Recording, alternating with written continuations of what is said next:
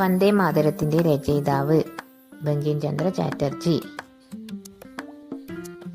ആധുനിക ബംഗാളി സാഹിത്യത്തിന്റെ പിതാവ് ബങ്കിം ചന്ദ്ര ചാറ്റർജി.